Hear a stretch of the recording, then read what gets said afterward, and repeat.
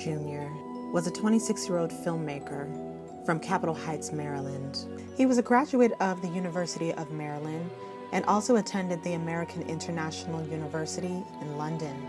Terrence was known to be a hard-working young man that, for the most part, was very focused on his goals and his dreams. On October of 2018, Terrence was working with a London-based production company on a TV series in Oregon, Idaho.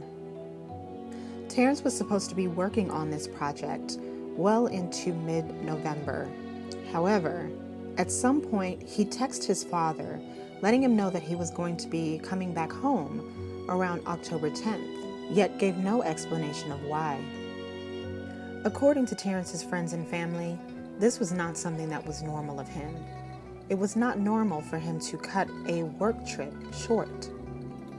October 5th, 2018 was a normal filming day for the production team that included Terrence. Those who were working with Terrence that day said that he was acting very strange and was abnormally quiet that day.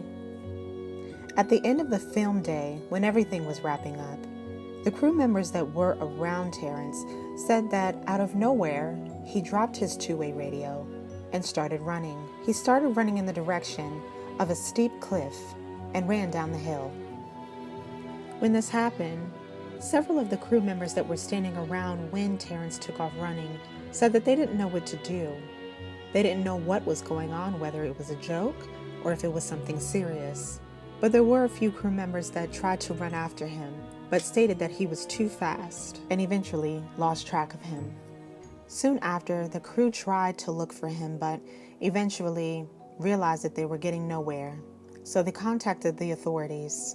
When the next day arrived, there were various search teams that were formed, as well as the use of dogs and helicopters to try to find any trace or sign of Terrence.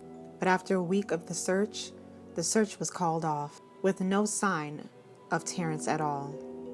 Eventually, Valerie and Terrence Woods Sr., Terrence's parents, flew to Idaho to try to distribute flyers and get the word out about Terrence just in case anybody saw him or knew where he was.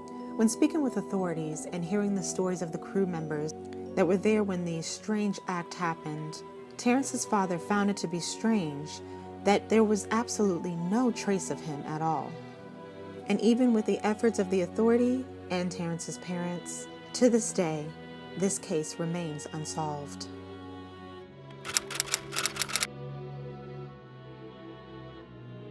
Amber Chanel Hoops was a 20-year-old culinary student living with her grandparents in Idaho Falls, Idaho. She was a young woman that had a passion for the creative arts, such as singing, playing piano, and photography. Around 1 a.m., her grandparents woke up and noticed that the light was on in her room. When entering into her room, they discovered that she was not there, even though it was very, very common for her to go to bed around 10 or 10:30. Amber's grandparents owned a body shop, and from time to time, Amber would go down into the garage to use the work computer. So when her grandparents didn't see her in her room, they immediately went to the garage to see if she was possibly there. But when they reached the garage, they saw the computer was on, but there was no sign of Amber. The authorities believe that Amber was using the computer in the garage at the time that she was interrupted and taken.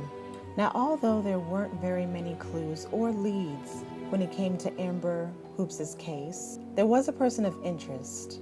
It was a gentleman named Keith Glenn Mark Hescock. Hescock was a friend to Amber's family and at one point worked for the grandparents' body shop. Unfortunately, their working relationship ended on bad terms, and it was said that Hescock threatened the family sometime before Amber went missing.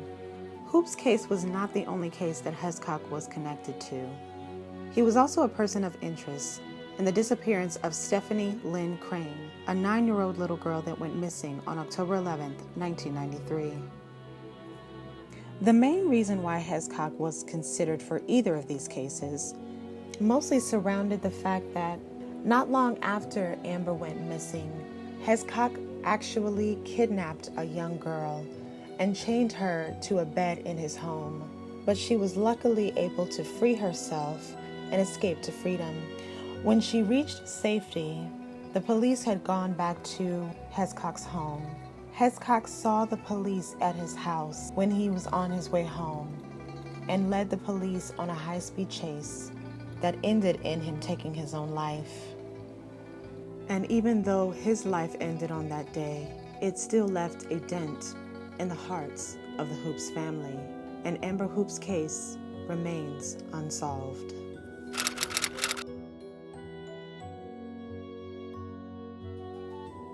18-year-old graduate of Skyline High School, Christopher Lynn Holverson, was camping with 8 of his friends and 1 adult at Table Rock Campground in the Targhee National Forest in Madison County, Idaho, on April 17, 1988.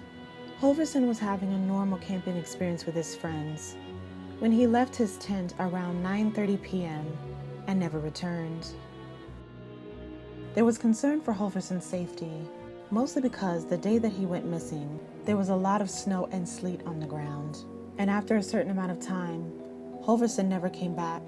There were a lot of people that were concerned that Holverson's disappearance was due to the fact that his parents were going through a divorce at that time, and he was taking it very hard. But according to Holverson's father, he didn't believe that that would cause his son to run away from home, especially without his belongings or his truck.